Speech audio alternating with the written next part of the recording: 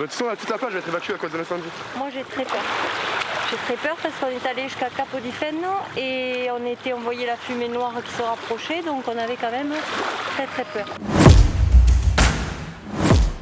Le jour se lève sur Porto Vecchio. Mais un autre fléau attend Philippe. Nous sommes au début de l'été et déjà un nouvel incendie s'est déclaré. Philippe va devoir appuyer le chef de compagnie pour faire évacuer les lieux d'urgence.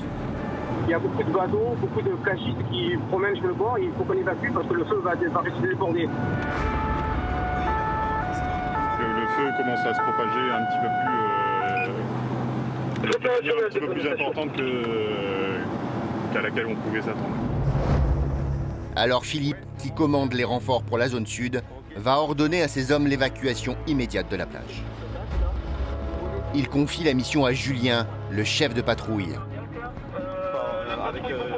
Il file direct vers la plage de Tonrad, au nord de Bonifacio. On va vous demander de partir maintenant, monsieur, par contre. D'accord, faut pas rester là parce qu'avec l'incendie, hein, on évacue tout le monde. Ouais, ok, pas de problème. Tout le monde est sur le pont. Pompiers, canadaires, gendarmes. L'évacuation doit se faire dans le calme et l'ordre. Pas question de provoquer des mouvements de panique.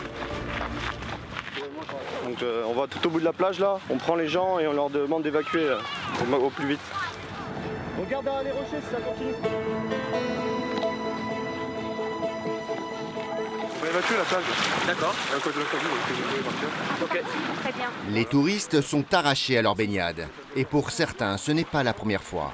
C'est là aussi. Oui, c'est là aussi. On vient de l'autre parce qu'on l'a évacué. De toute façon, toute la plage va être évacuée à cause de l'incendie. Moi j'ai très peur. J'ai très peur parce qu'on est allé jusqu'à Capodifeno et on voyait la fumée noire qui se rapprochait, donc on avait quand même très peur. Mais Julien doit maintenant parcourir les criques derrière la plage, car des naturistes pourraient bien s'y être installés à l'abri des regards indiscrets. On va aussi loin pour être sûr que plus personne n'est sur ni les plages ni sur les petites criques entre les rochers. Tu peux voir là déjà on a encore 2 personnes là-bas sur une petite crique et mes collègues vont voir jusqu'à la pointe. Voir s'il n'y a pas une autre plage où les gens du coup iraient s'isoler pour être tranquilles. Le naturisme, surtout reculé dans les criques, est une pratique qui peut coûter cher si le feu les encercle. Heureusement, Julien a l'œil partout et reste professionnel malgré la tenue légère des touristes.